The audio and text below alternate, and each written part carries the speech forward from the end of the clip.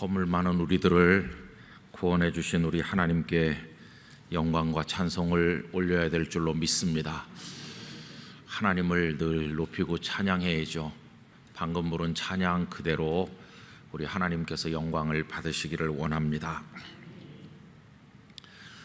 여러분, 예수님을 믿은 지가 다들 오래 되셨고요. 또 저 같은 사람 모태신앙이고 이렇게 됐는데, 예수님을 믿는다는 말은 다른 말로 바꿔 말하면 복음을 믿는 겁니다. 그런데 그 복음의 능력은 과연 어느 정도일까, 이런 생각을 해봅니다. 한번 생각해 보십시오. 복음이 능력이 있다고 그러는데 그 능력은 어떻게 나타나는 것일까? 이렇게 질문했을 때 복음은 사람을 변화시킨다. 그래서 희망 없는 인생을 주님의 자녀로 만들어서 그 사람의 인격과 삶을 변하게 만든다. 어떻게 저 사람이 저렇게 새 사람이 됐을까? 이렇게 변화시키는 능력이 복음에 있다. 이렇게들 말하잖아요. 그러면 이제 우리 성도님들께서 생각해 봐야 될 것은 얼마나 변하셨어요? 얼마나 변화되셨다고 스스로 평가하실 수 있습니까? 옛날에 나하고 예수님을 믿은 지 수십 년 된 현재의 나하고 정말 변했어. 그 못된 나는 이제 다 예수 그리스도와 함께 십자가에 못 박혔고 이제 내 안에 그리스도를 닮은 새로운 나, 새로운 피조물인 나가 이제 생겨났다. 이렇게 자부하시면서 우리 안에서 성령님께서 오늘날도 끊임없이 일으켜 나가고 계시는 그 변화를 경험하고 계십니까? 아니면은 머릿속으로는 변화되기 위해서 노력도 하고 변화되는 것처럼 느껴질 때도 있지만 실제로는 이제 그렇지 않고 오히려 바리새인처럼 되는 것은 아닌가, 이런 생각을 해보시는지 모르겠어요. 참 중요한 주제인데 우리가 평소에 그저 생각하지 않고 지날 때가 너무나도 많죠. 근데 오늘 이제 이 사도행전 1장 1절 이하를 읽어보면은 복음이 정말 위대하다. 은혜를 제대로 받기만 하면 사람은 변한다 하는 것을 알 수가 있습니다. 이 의사 누가가 사도행전을 기록하신 건데, 사도행전과 짝이 되는 전편은 누가복음이라는 걸 우리 잘 알고 있습니다. 누가복음이 전편이고 사도행전이 후편이다. 이걸 알려주는 연결고리들이 몇 가지 있는데, 그 연결고리 중에 하나가 이걸 받았던 수신자, 수신인 데오빌로라는 사람이죠. 누가복음도 데오빌로에게 보낸 것이고 이 사도행전도 데오빌로에게 보낸 거 아닙니까? 그런데 참 놀라운 사실은 누가복음 1장 1절 이하에 나오는 거기 데오빌로하고 여기 사도행전 1장 1절에 나오는 데오빌로가 동일인임에도 불구하고 그를 부르는 호칭이 전혀 다르다는 것에 놀라게 됩니다. 누가복음 1장 1절 이하를 제가 몇 절 읽어보겠습니다. 우리 중에 이루어진 사실에 대하여 처음부터 목격자와 말씀에 일꾼된 자들이 전하여 준 그대로 내력을 저술하려고 붓을 든 사람이 많은지라. 그 모든 일을 근원부터 자세히 미루어 살핀 나도 데오빌로 각하에게 차례대로 써보내는 것이 좋은 줄 알았노니 이는 각하가 알고 있는 바를 더 확실하게 하려 함이로다. 누가는 데오빌로에게 이 누가복음을 보내면서 그의 이름 뒤에다가 각하, 크라티스토스 이 단어를 붙이고 있어요.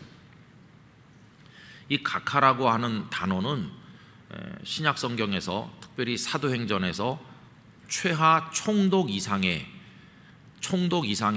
지위에 있는 아주 최고위층에게 붙이는 단어라는 것을 알 수 있습니다. 사도행전 뒤쪽에 가서 보면 베스도 총독, 벨릭스 총독 이런 사람들이 등장하는데 이제 그들에게 크라티스토스라는 이 단어를 사용하고 있습니다. 그러니까 데오빌로 이름 뒤에 가카라고 붙인 것은 그가 평범한 사람은 아니라는 것을 우리에게 알려주는 거죠. 우리나라로 말하자면 가카라고 불릴 만한 사람이 몇 명이나 있는 것일까요? 옛날에는 대통령에게만 권위주의 시대 때 가카라는 용어를 썼습니다. 그래서 요즘에도 TV 드라마 뭐 제4공화국, 제5공화국 그런데 옛날 얘기 나오는데 보면 가카 이렇게 합니다. 그죠? 옛날엔 다 그랬어요. 그런데 지금은 이제 그 가카라는 용어가 너무 권위주의적이다 해가지고 다 떼버리고 대통령님 그러는데 그것도 좀 어색하긴 어색해요. 어쨌든 간 게 좀 달라졌습니다. 그러면 데오빌로를 향해서 가카라고 부르면서 예수님의 이야기를 근원부터 차례대로 조사한 대로 잘 써서 누가복음이라는 글을 보낸 이 누가는 어떤 사람일까요? 우리가 누가에 대해서 정보가 부족하기 때문에 정확히 알지는 못합니다. 의견이 좀 다양해요. 그의 이름이 누가라는 것은 뭐 확실히 아는 거고 그가 의사였다는 것도 알고 있습니다. 그런데 요즘에는 의사가 사회적으로 아주 썩 괜찮고 좋은 직업으로 선호되고 또 의과대학에 들어가려고 노력도 많이 하고 또 의사들을 존경도 하고 사람의 생명을 돌보는 귀한 분들로 여깁니다마는 옛날 고대 시대 때는 의사가 아주 신분이 보잘게 없었습니다. 그리스 이런 데는 의사가 노예인 경우도 참 많이 있었습니다. 그래서 의사의 신분이 일반적으로 사회 상류층은 아니었어요. 그런데 이 누가가 어느 민족인지도 정확지 않죠. 어떤 분은 이 누가가 유대인이었을 것으로 생각하는 사람도 있어요. 유대인인데 디아스포라 유대인, 흩어져 살던 유대인이었는데 사도 바울을 만나서 복음을 들었을 것이다 이렇게 생각하는 이도 있고 어떤 이는 바울보다도 먼저 예수님을 알고 있었을 거라고 말하는 이도 있습니다. 그러나 일반적으로는 아마도 이 누가는 유대인은 아니었을 것이다. 그냥 잘 모르는 이방인이었었는데 중간에 바울을 만나서 믿게 된 게 아닌가 이렇게 생각하는 이들도 많습니다. 어쨌든 누가는 신분이 높은 사람은 아니었어요. 신분이 낮은 사람이죠. 그럼 로마 제국같이 신분이 지배하던 그런 시대 저 하층에 평범한 사람이 아주 높은 지위에 있는 사람에게 뭔가를 써서 보내거나 만나서 인사를 할 때 가카 이렇게 부르는 거 그거 당연한 거죠. 한없이 높여야 되는 거죠. 우리 조선시대 때만 해도 일반 백성들은 대감님들이 지나가면 고개도 못 들고 다 고개를 숙이고 어떤 때는 막 엎드리기도 하고 그런 시대죠. 그러니까 누가복음을 읽을 때는 아 그래 의사 누가가 데오빌로에게 가카 이렇게 하는 게 그 당시 사회 제도나 신분 제도에 맞추어서 그게 자연스럽다 그렇게 하는 게 맞다 이렇게 생각이 들지 않습니까? 그런데 이제 오늘 사도행전에 와서 보면은 여러분 사도행전 1장 1절 여기서는 뭐라고 되어 있나요? 가카라는 말이 사라졌어요. 그냥 데오빌로요 이렇게 하는 거예요. 그래서 우리는 누가복음에서 사도행전으로 넘어오는 그 사이에 어떤 일이 있었다는 것을 알게 됩니다. 누가복음을 처음 데오빌로가 받을 때하고 지금 이 사도행전을 받을 때하고 시차가 있을 텐데 그 사이에 뭔가 변화가 일어났다는 것을 알 수 있는 거죠. 그 변화는 뭐냐 하면 더 이상 그를 가카라고 부르지 않아도 되는 변화가 일어난 거죠. 그러면 내가 데오빌로라고 생각을 해볼 때 아니 저 누가가 나를 그냥 데오빌로요 뭐 내가 자기 친구인가? 이렇게 화를 낼 상황이라면 누가가 이렇게 하지 않았겠죠. 사도행전 1장 1절에서도 데오빌로 가카 이렇게 했겠죠. 근데 가카가 사라졌어요. 여러분, 한 사람은 높은 자리에 있고 한 사람은 낮은 자리에 있다고 할 때 그 각하자 빼고 그 뒤에 있는 계급장 빼고 그냥 인간 대 인간으로, 사람 대 사람으로 이렇게 친숙하게 되려면 어떤 방법이 있습니까? 밑에 있던 사람이 이 사람 있는 자리로 같이 올라가 가지고 비슷하게 되면 그렇게 될 수 있겠죠. 그러나 누가 같은 평범한 의사가 총독과 비길 수 있는 자리로 올라간다는 것은 불가능한 겁니다. 그럼 어떻게 이 두 사람이 비슷해졌을까? 이렇게 데오빌로요 라고 불러도 기분이 나쁘거나 그러지 않은 친근한 관계가 됐을까? 그건 하나입니다. 데오빌로가 이제부터 각하자를 빼라고, 우리 사이에 무슨 각하 그러겠느냐고 하면서 이 높은 자리에 앉아있지 않고 누가 옆으로 내려와서 누가랑 같은 눈높이에 같이 어깨를 나란히 하는 자리에 내려왔기 때문에 이게 가능해진 것입니다. 여러분, 그 당시 사회에서, 로마 제국 하에서 성공하는 게 뭡니까? 뭐 요즘도 다를 건 없지만은 성공한다는 거는 높아지는 겁니다. 지금도 뭐 비슷하죠. 높아지면 힘이 생기고, 힘이 생기면 재물이 모이고, 그리고 평안하게 살고, 남 위에 군림해 가지고 그렇게 사는 거 아니에요. 뭐 그때나 지금이나 기를 쓰고 공부하고 줄을 대고 뭔가 하여튼 기회만 있으면 붙들어서 뭘 하려고 하는 이유가 다 그런 거 아닙니까? 지금은 뭐 그런 게 좀 많이 없어졌지만 제가 학생 때만 해도요, 사법시험에 합격하면, 또 행정고시, 외무고시 이런데 고시에 합격하면 이제 나이가 20 몇 살밖에 안 됐는데 행정고시 합격한 사람이 저 지방에 어디 부임을 합니다. 그러면 나이 많은 50, 60 되시니까 20 몇 살짜리 앞에 와가지고 영감님 이렇게 부르는 거예요. 얼마나 이게 권위주의적입니까? 그렇죠? 지금은 뭐 그런 게 다 없어졌는데 기를 쓰고 성공하려고 하는 게 다 그런 거거든요. 그래서 내가 총독 이상의 자리에 앉아 있는데 일개 의사에 불과한, 어쩌면 노예였을지도 모르는 그 사람을 향해서 이보게 이제는 각하자 빼고 우리 그냥 친구가 돼서 아주 친근하게 친숙하게 우리 형제처럼 이렇게 지내자고, 그렇게 하는 게 쉽겠습니까? 여러분, 이건 정말 쉬운 게 아닙니다. 그런데 이 누가복음에서 사도행전으로 넘어오는 그 어간에 데오빌로라고 하는 사람의 마음속에 굉장한 변화가 일어났다는 것을 알 수 있어요. 거의 그 사람이 새 사람이 된 겁니다. 새 사람.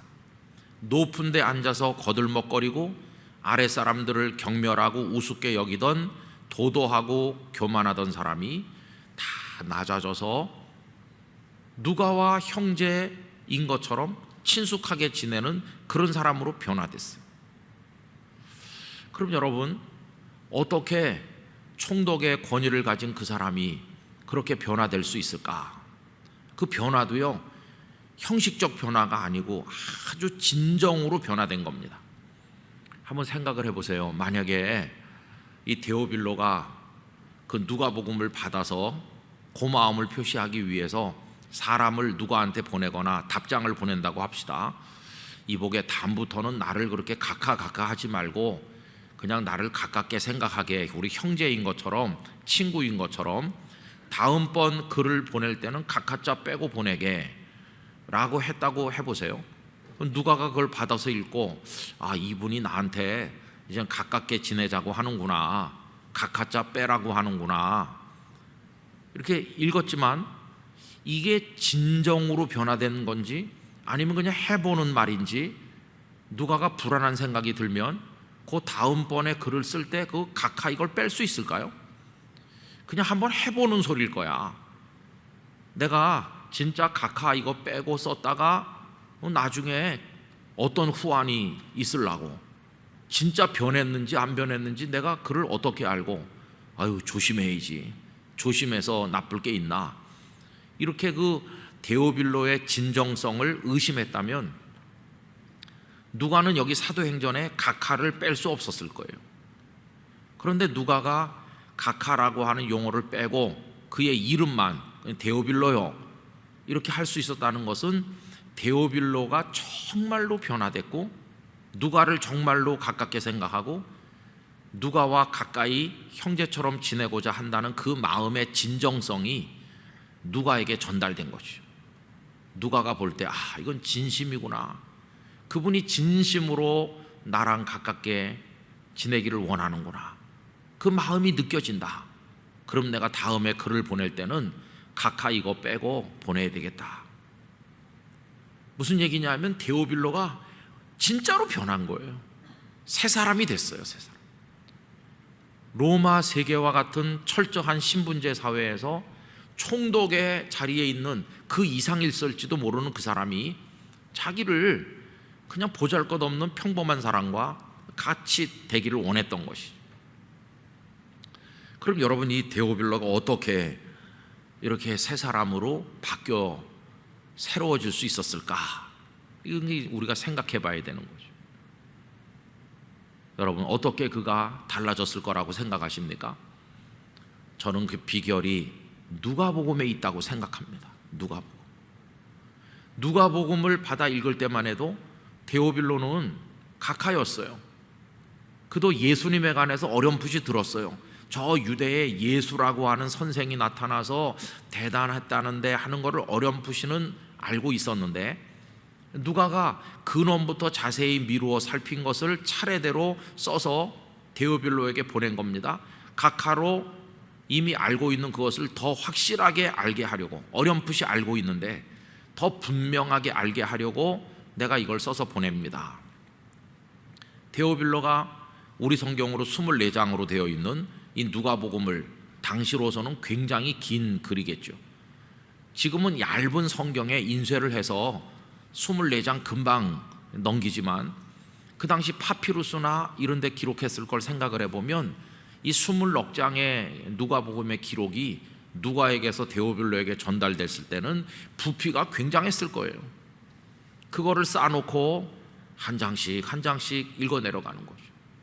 누가복음 1장 처음에는 세례 요한이 태어나는 이야기로부터 시작을 해서 나사렛의 정결한 처녀 마리아가 천사 가브리엘로부터 수태 고지를 받는 이야기, 너무도 흥분한 그녀가 자기 친척 엘리사벳이 나이 많았지만 잉태했다는 그 소식을 들었기 때문에 엘리사벳을 만나러 가는 이야기, 그리고 기적처럼 세례 요한이 태어나서 사람들이 다 놀라는 이야기, 그리고 요한이 빈들에서 이스라엘 사람들에게 나타나기까지 메뚜기와 석청을 먹으면서 살았던 그 이야기가 1장에 나오고, 2장으로 넘어가면 드디어 구세주이신 예수님께서 이 땅에 탄생하시는 이야기가 나오면서 지극히 높은 곳에서는 하나님께 영광이요 땅에서는 기뻐하심을 입은 사람들 중에 평화로다.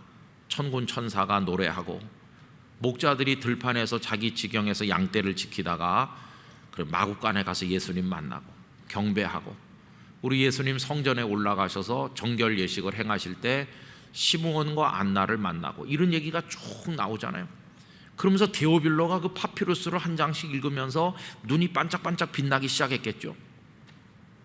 어렴풋이 예수라는 이가 있었고 대단했다고 하는 얘기를 듣고 있었는데, 이 누가를 통해서 자세히 근원부터 적은 글을 받아가지고 쭉 읽어 내려가면서 그 예수라는 분이 이렇게 탄생하셨구나, 동정녀의 몸을 통해 탄생했구나, 그 모든 걸 처음부터 쭉 읽으면서 예수님께서 갈릴리 바닷가에 나타나시고 사람들에게 회개의 복음을 말씀하시고 능력과 기사를 행하시고 그분이 하나님의 아들이라는 게 쭉 전개되잖아요. 얼마나 이 데오빌로가 떨렸을까요? 로마 제국의 고위 관료로 살면서 온갖 잡신과 우상 숭배를 하면서 그 우상의 신전에서 벌어지는 음탕하기 짝이 없는 종교 제례에 참여해서 거기서 함께 했을 텐데, 그와는 전혀 다른 하나님의 아드님, 높고 높은 보좌에 계셨던 그분의 이야기를 읽으면서 이 데오빌로가 완전히 신세계를 경험하는 거죠.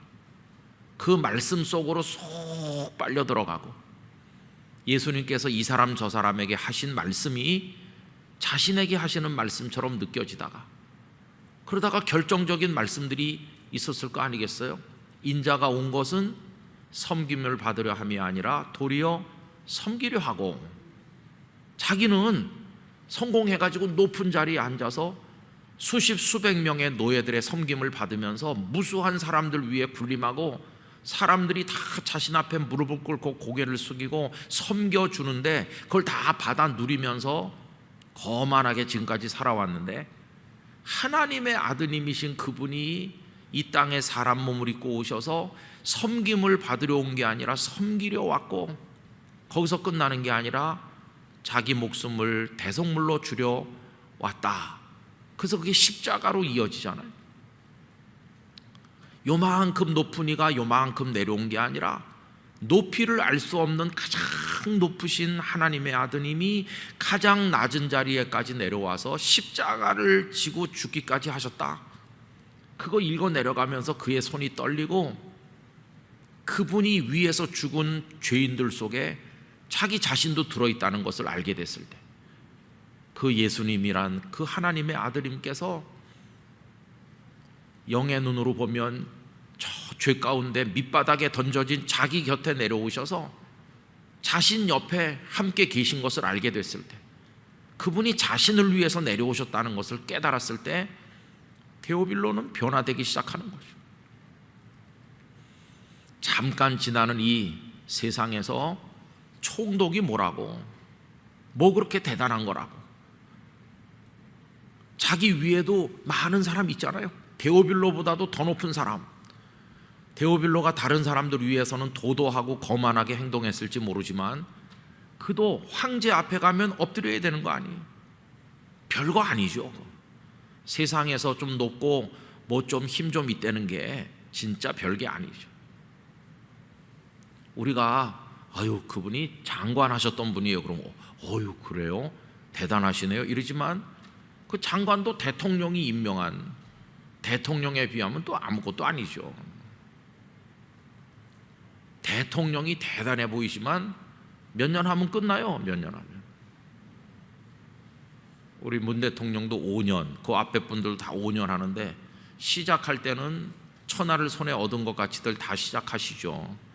그렇지만은 끝날 때는 참 너무 권력을 놓고 나간다는 게 다 마찬가지죠. 그 사람이 누구든지 간에. 그래서 저는 감사하는 것 중에 하나가 제가 대통령이 아니었다는 데 대해서 참 감사하고 있어요. 손에 쥐었다 놓으려고 그러면 참 이게 슬픈데, 뭐 목사는 쥐는 게 없으니까, 애초부터 쥐는 게 없으니까 놀 것도 없어요.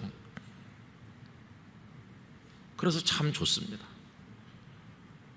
여러분 나중에 후회하지 않으려면 잡으려고 하지 마세요. 잡지 않으면 놀 것도 없으니까 그냥 편안한 거예요.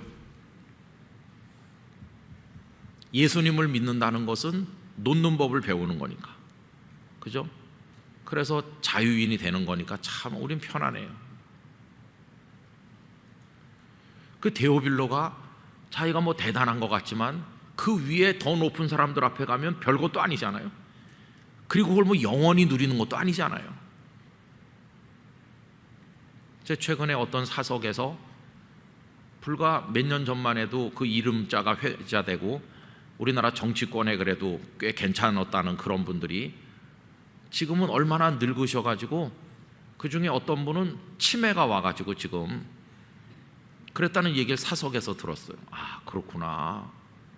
그분이 옛날에 대단한 우리나라 정치를 손에 쥐고 흔들었던 분인데 그동안 소식이 없다 했더니 다 그렇게 되신 거예요. 여러분 이거 별거 아니잖아요. 데오빌로도 깨달았겠죠. 내가 총독이라고 불린다 한들 그게 뭐 얼마나 갈까. 그것도 또 황제의 손 안에 잡혀서 그가 놓으면 그냥 떨어지는 거고,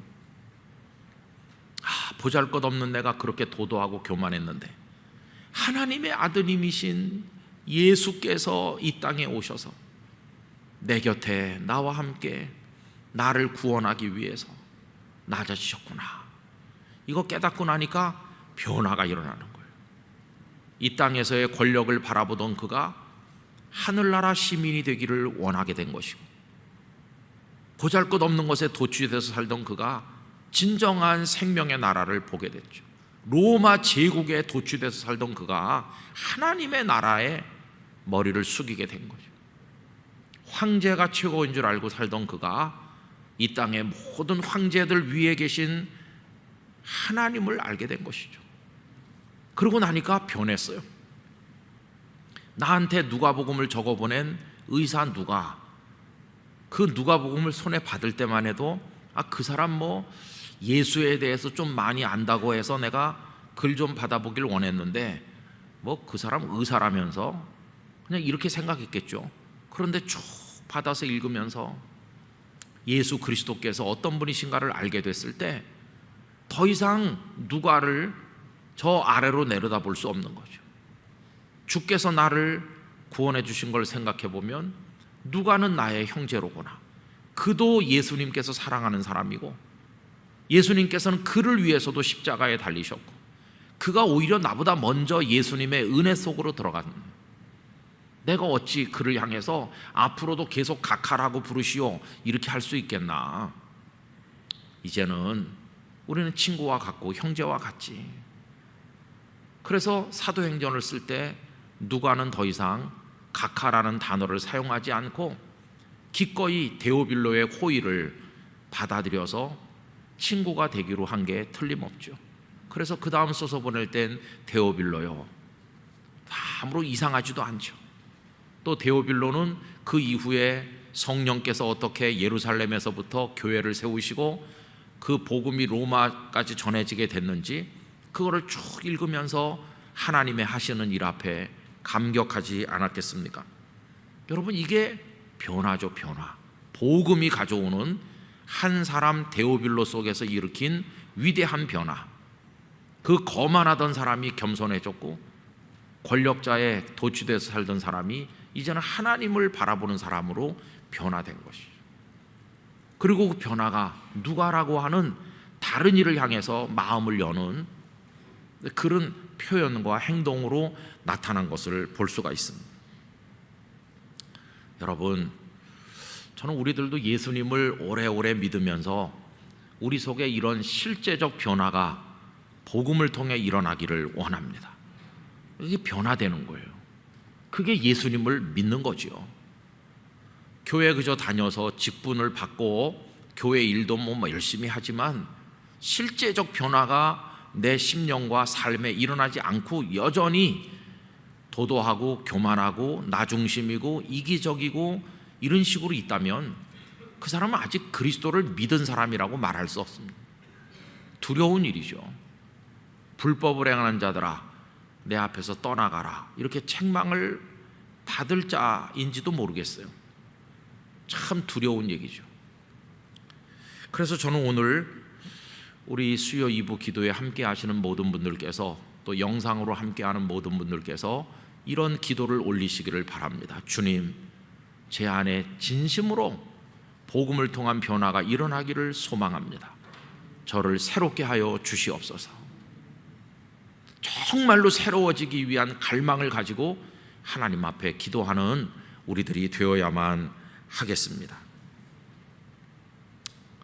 그럼 여러분, 이렇게 해서 누가와 데오빌로 사이의 관계가 이렇게 달라지고 둘이 가까이 됐는데, 데오빌로가 누가를 신분을 초월해서 아끼게 되고 형제처럼 친근하게 지나게 된 또 다른 이유는 뭐가 있을까요?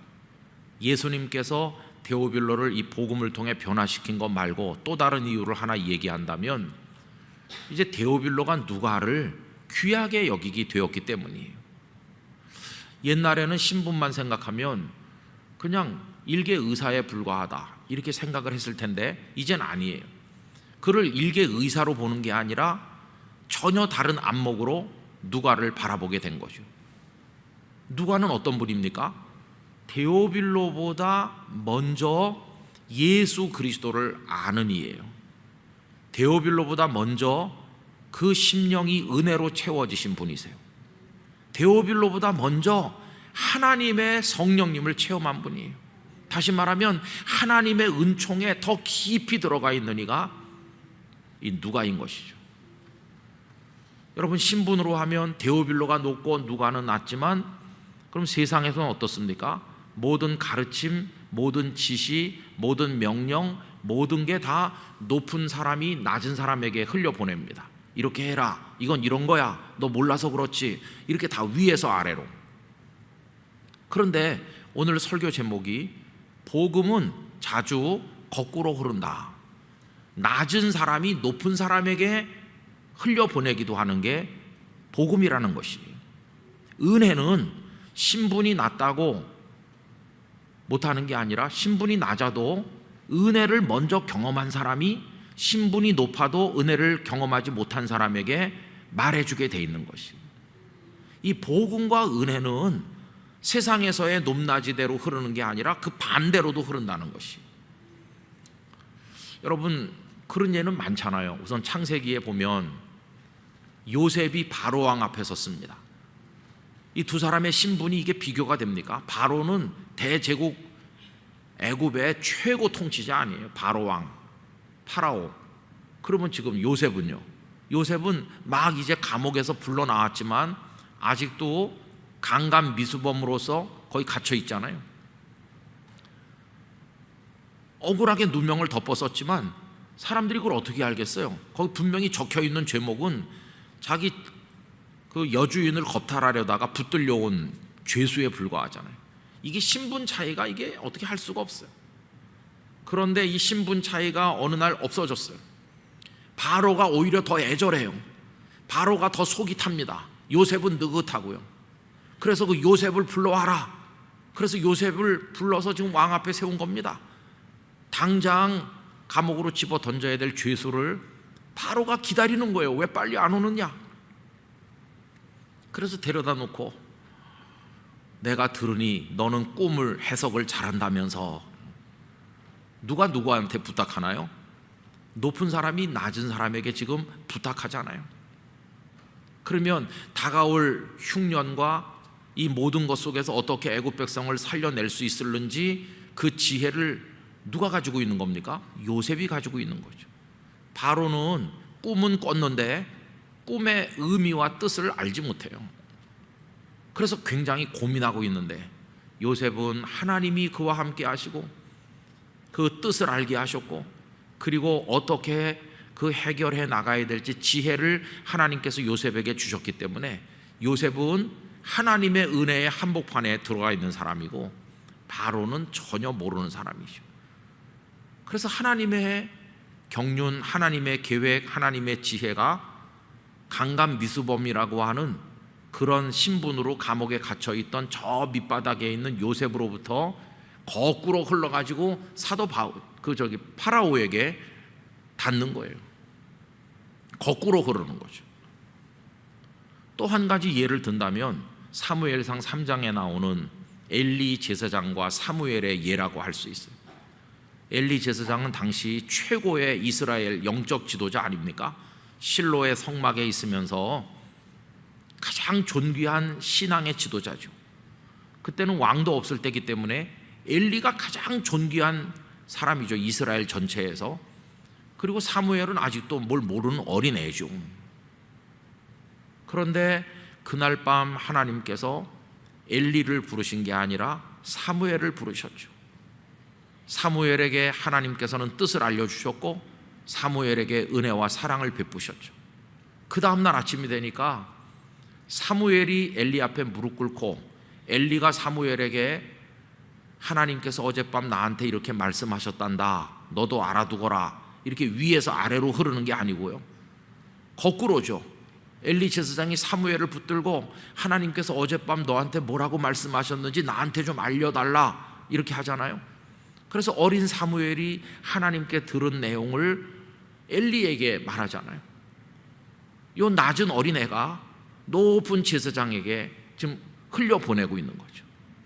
여러분, 하나님의 은혜, 하나님의 복음, 이런 것들은 세상의 신분에 따라 결정되는 게 아니라 거꾸로 흐르는 경우가 많이 있어요. 그러면 중요한 게 뭘까요? 은혜로 채워진 사람이 되는 게 중요한 것이죠. 비록 내가 신분이 보잘것없을지라도 하나님께서 내 안에 은혜를 꽉 채우시기만 한다면 나보다 훨씬 힘이 많고 나보다 훨씬 높은 자리에 있는 사람에게도 은혜의 복음을 선포하게 될 줄 믿습니다. 문제는 채워져 있는가, 은혜 속에 있는가, 그게 중요한 거죠. 제일 안타까운 것은 높다고 그 사람이 마이크 잡고 혼자 다 하는데 아는 것도 없고 채워진 것도 없는 사람이 높다고 마이크 혼자 잡는 거, 이게 정말 참 마음 아픈 거죠. 저는 그런 의미에서 정말 두려움을 많이 느끼고 있습니다. 여러분, 제가 영락교회 이제 위임 목사라고 불리잖아요. 뭐 위임 목사든 담임 목사든 하여튼 우리 교회 목사님들도 많으시고 전도사님들도 많으신데 제가 이제 담임 목사이기 때문에 당연히 영락교회 주일 예배는 담임 목사가 설교하는 거다. 그래서 제가 매주 마이크 잡고 설치잖아요. 1부부터 5부까지. 아무도 저보고 왜 당신이 설교합니까? 이렇게 말하는 사람이 없어요. 왜냐면 제가 여기 위임 목사니까. 당연히 김 목사가 설교하는 거지. 오히려 제가 안 하면 아니 위임 목사가 돼서 왜 설교도 안 해? 이렇게 하실 거예요. 그죠? 당연히 하는 걸로 돼 있어요. 두렵다는 건 이겁니다. 그러면 내가 위임 목사니까 당연히 한다. 그게 때로는 해야 된다는 의무이기도 하지만 내가 다 하는 거야 이런 권리일 수도 있는 건데, 두려운 건 그거죠. 그럼 너 지금 은혜를 아니? 네가 다 하는데 은혜를 알긴 아는 거야? 네가 은혜로 채워져 있니? 채워져 있는 사람이 하는 게 맞는 거예요. 그죠? 채워져 있는 사람이 해야 은혜가 전달되는 거고, 채워져 있는 사람이 해야 성도들에게 감동이 되는 건데, 아무것도 채워지지 않은 빈털터리면서 그냥 담임 목사니까 한다. 아휴, 이거 참 힘든 거죠. 오히려 우리 전도사님들 신학교 졸업한 지 얼마 안 됐지만 기도 많이 하고 은혜로 충만하다면 그 전도사님이 훨씬 더 나을 수도 있죠. 그래서 어떤 옛날 어르신들이 그렇게 말씀하시더라고요. 교회는 절대로 그 담임 목사 이상으로 될 수는 없다고. 저는 선배 목사님들에게 그런 얘기 많이 들었어요. 담임 목사가 은혜 속에 깊이 들어서 담임 목사의 영적 그릇이 이만하면 교회도 요만해지고, 담임 목사의 영적 그릇이 요만하면 교회도 요만해지고, 담임 목사의 영적 그릇이 크면 성도들의 심령도 커지고 은혜도 커지고 교회도 커진다고. 옛날 선배 어르신 목사님들께서, 그러니까 목회하는 목사들은 뭐 장로님 원망할 것도 없고 집사님들이 부지런하지 못해서 이렇게 불평할 것도 없고 다 자기 책임인 줄 알아야 된다고. 목사인 내가 하나님의 은혜로 채워지지 않았기 때문에 안 된다고 생각하고 하나님 앞에 엎드려서 회개도 하고 은혜를 갈망하고 하나님의 은혜를 받아가지고 그 다음에 그거를 성도들에게 전해야 된다. 신분으로 따지면야 바로 왕이 훨씬 높지만, 엘리 제사장이 훨씬 높지만, 데오빌로 훨씬 높은 사람이지만 그들은 하나님을 모르고 하나님의 은혜를 모르고 아무것도 없으니까 신분이 낮은 어린 사무엘이, 그리고 죄수인 요셉이, 그리고 그저 평범한 의사인 누가가 자신들이 경험한 하나님의 지혜, 하나님의 은혜, 이거를 자기보다 훨씬 높은 사람들한테 흘려보내잖아요. 세상에 있는 물은 높은 데서 낮은 데로 흐르지만 여러분, 은혜의 물은 거꾸로 흐르는 겁니다. 은혜의 물은 높은 데서 낮은 데로 흐르는 게 아니라 은혜 받은 사람에게서 흐르기 시작하는 것입니다. 그럼 우린 늘 기도할 때마다 영락교회가 한국교회를 위해서, 세상을 위해서 사명을 감당하게 해달라고 기도하는데 어떻게 하면 할 수 있을까요? 흘려보내는 교회가 돼야 되는 거죠. 흘려보내는 교회가 되려면 다른 거 없어요. 영락교회와 영락교회 성도들의 심령이 하나님의 은혜로 충만해야 됩니다. 하나님의 은혜로 채워져야 되는 거죠. 그래서 흘려보내는 것입니다. 그래서 우리가 뭐 힘이 있기 때문에, 우리가 높기 때문에 흘려보내는 게 아니라 하나님의 은혜로 충만해서 흘려보내는 거죠.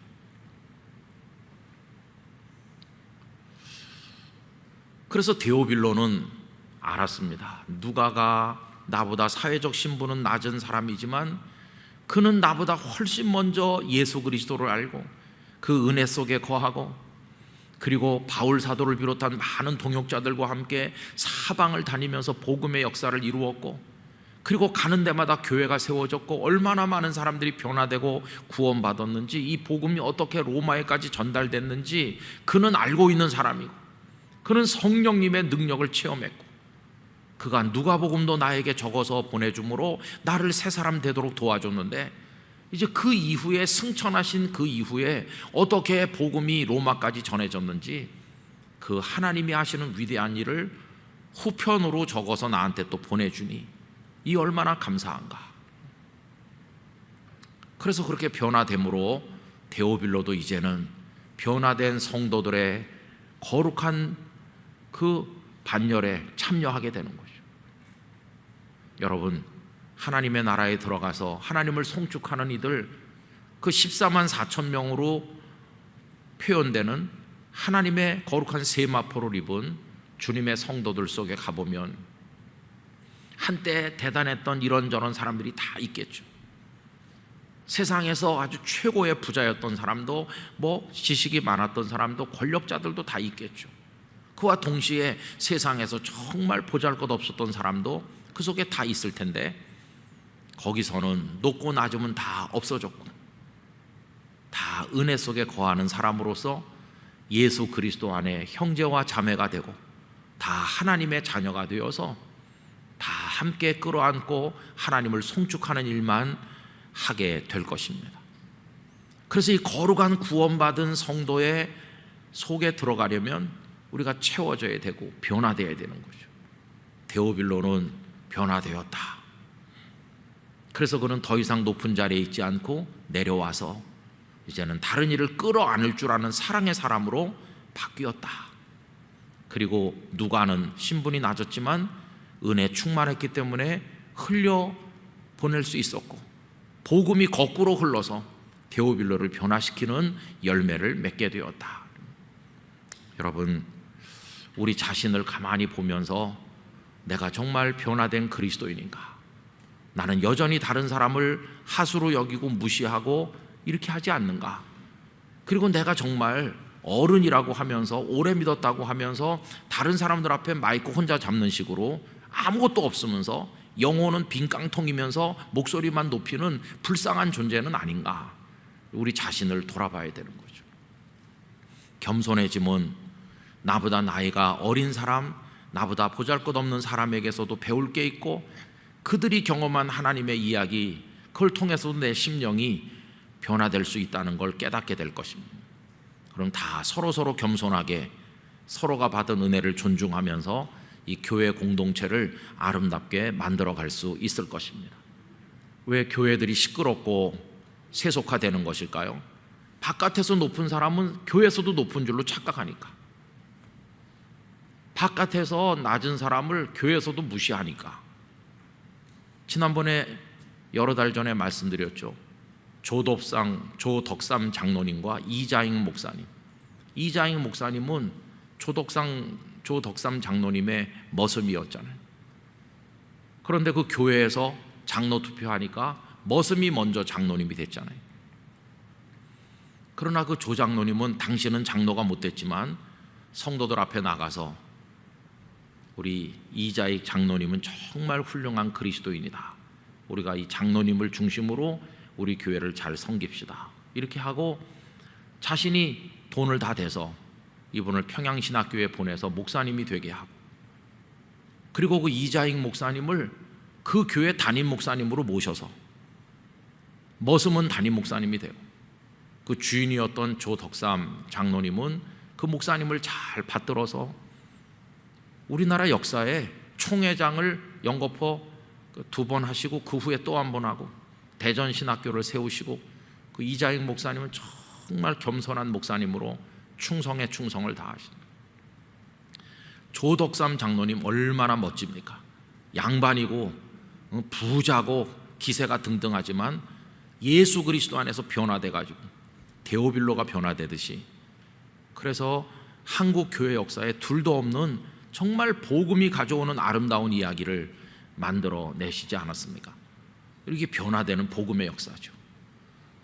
여러분, 우리 영락교회 안에 이런 복음의 능력이 나타나기를 원합니다. 이게 진짜 교회가 되는 것이고, 이게 진짜 예수님을 믿는 것입니다. 그래서 교회에서는 다 계급장 떼고 그냥 은혜로 그렇게 하는 것입니다. 서로 은혜를 흘려보내면서 어린아이에게서도 배울 게 있는 거고, 어린아이가 우리 교회학교 꼬마가 오늘의 사무엘일 수 있는 거니까 그 사무엘 같은 아이로부터 하나님께서 말씀하시면 우리가 또 그걸 경청하는 것이고, 그러면서 하나님 중심으로, 은혜 중심으로 그렇게 살아가는 영락교회가 돼야만 할 것입니다. 여러분이 아름다운 변화가 우리 속에서도 일어나기를 원하고, 하나님, 그게 사도행전적 교회일 텐데 영락교회가 사도행전적 교회가 되게 하여 주시고, 이 복음의 능력을 우리가 체험하도록 은혜를 베풀어 주시옵소서. 늘 이렇게 기도하시기를 바라는 것입니다. 김정은은요, 계속 쏘아보내요. 미사일을 또 쏘고 또 쏘면서 그 위에 군림해가지고 얼마나 그 자기들 말로 인민들을 얼마나 발로 밟고 굶어 죽게 하고, 저기는 그런 변화가 없어요. 데오빌로가 경험한 그런 변화가 저기도 나타나야 되는데, 갈수록 그 김씨 일가는 더 콧대가 높아지고 백성들은 죽을 판인데 이걸 어떻게 뒤집나? 우리가 늘 복음 통일을 위해서 기도하는데 정말 복음이 들어가기 전에는 이게 안 되는 것이 복음. 오늘도 북한 동포 사랑 기도회로 모이는데, 여러분, 이런 복음의 능력이 북한 땅에도 임하길 위해서 같이 기도해 주시길 바라고, 우리 교회가 그런 교회 되기를 간절히 기원합니다. 기도하겠습니다. 거룩하신 아버지 하나님, 정말 예수님의 복음은 위대해서 각하라 불리던 그가 이제는 그리스도 안에서 형제가 되고 친구가 되고 의사한 누가와 같이 사랑하면서 누가를 통해 배우고 누가의 속에 있는 은혜를 같이 경험하며 하나님의 나라를 향해 나아간 것을 봅니다. 주여, 이런 아름다운 역사가 저희 속에서도 이루어지게 하여 주옵소서. 저희를 변화시켜 주시옵소서. 복음은 자주 낮은 데서 높은 데로 흐르기도 한다는 걸 기억하게 하셔서 저희들이 채워진 그리스도인으로 살아가게 하여 주시옵소서. 예수님의 이름으로 기도드리옵나이다. 아멘.